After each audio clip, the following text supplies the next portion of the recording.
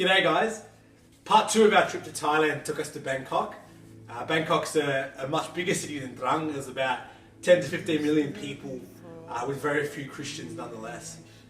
For me, one of the highlights and one of the things I enjoyed about our time in that city was just working with Grace City Church and seeing the way they do ministry. I think in Australia sometimes we're very caught up in doing events and running things and activities throughout the week, and that's well, and that's very, very. I really enjoyed seeing how at Grace City Church they were very focused on the relationship side of things, relationship building with people that we meet each and every day, whether it be at work or at university or playing soccer or tennis or wherever it is.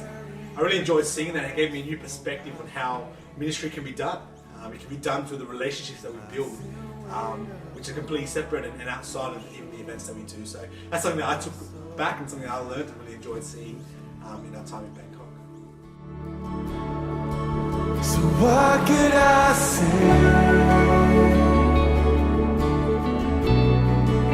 And what could I do?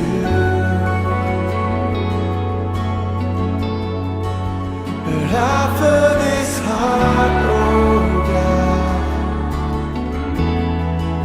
completely. What's something that challenged me during my time in Bangkok? I think for me it was the prominence and the openness of the sex industry in that city. Prostitution and all of that is illegal in Thailand, but for some reason or another the officials turn a blind eye to its going-ons. And you know, we walk along the main road, we walk along little streets, and you have massage parlors everywhere, and some of them you have girls on the outside calling you in, beckoning you as a guy to come in, or you have prostitutes in the middle of the street just walking up to single men or groups of men and trying to entice them to come with them. Or you have older guys from overseas coming over to Bangkok to meet young Thai women, and it's just really, really sad. It's really, really confronting that there are women who are trapped in this industry. They may not be physically forced to work, but they're in a sense obliged to do so because they need to pay debts to their families, or they need to support themselves and their loved ones. And it's really, really sad. It's really difficult to see that so openly and so prominently in a city like Bangkok.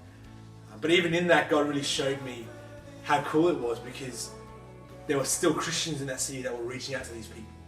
We visited a cafe run by Samaritan's Creations, and their whole vision is to meet some of these girls in the red light districts and take them out of the work that they do and give them a job in the cafe that they own, and put them through university and help them start and have a better life, hopefully.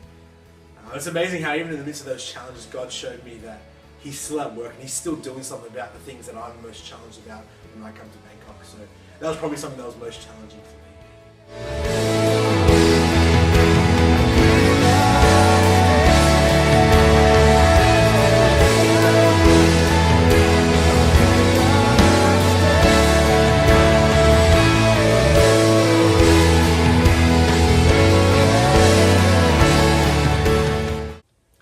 What's something that I learned from my time in Bangkok? I think it's the importance of the individuals when we're trying to reach people in a city. I think for me especially, I can definitely get caught up in the desire to want to reach as many people as we can. And I walked into Bangkok and I was like, wow, there's millions of people that don't know Jesus. We've got to somehow find a way, the church has got to find a way to reach all these millions of people. But God really showed me the idea and the thought that, you know what? We may want to reach some millions of people out there, but to do that, we have to start with the people right close to us. Here we were as a team. We were going out, doing great work in the city and meeting all these other kinds of people and whatever, but we'd walk back to our hotel and we wouldn't even be able to say hello to our receptionist. The man or the woman who's there 24/7. Overnight they work just to make sure that we're looked after. We couldn't even say hello, couldn't even say good morning.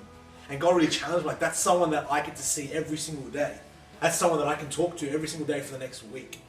And then that's the person that God wants us to reach out to. Yes, we can reach the ones, the millions and those far away, but it's the people close to us, around us, that God's placed us in the vicinity of, that we really can and need to reach.